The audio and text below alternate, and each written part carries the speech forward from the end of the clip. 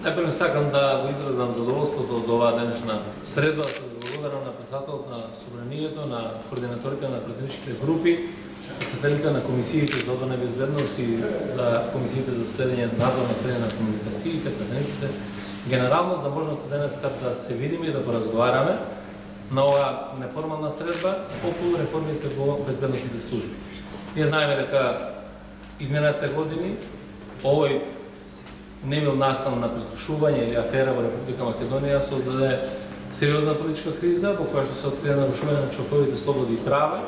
и токму заради тоа нашата одговорност во правење на вистинска реформа е многу значајна. За мене е најважно да имаме инклузивност во овој процес, да ги вклучиме сите политички субјекти, пред се парламентот на Република Македонија, бидејќи тука на крајот се изразува волјата на граѓаните на Република Македонија и преку една отворена дебата да дојдеме до најсоодветното решение и реформа која што ќе биде на крајот ефикасна реформа која што ќе создаде заштита на системот на следењето на комуникациите и заштита на човековите слободи и права. И за тоа денеска разговараме и можам да констатирам дека имаме единствена цел да ја заштитиме Република Македонија, уставниот поредок и да ја заштитиме од криминалот и корупцијата преку ваквите служби, да создадеме ефикасен систем на контрола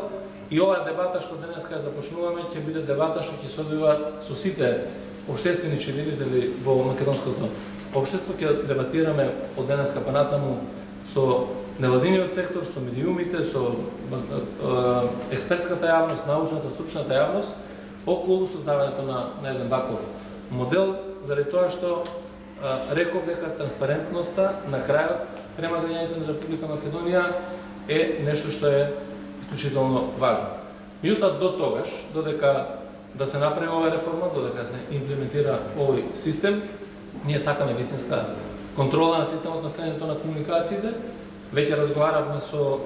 парламентарните комисии за надзор над управата и безбедност,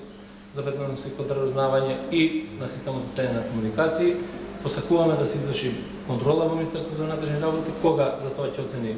парламентот дека треба да се направи, а исто така посакуваме да има и експертска помош која што ќе може да гарантира добра контрола на системот на следење на комуникации, бидејќи е најважно да се констатира тоа дека во Република Македонија немаме незаконско следење во овој период.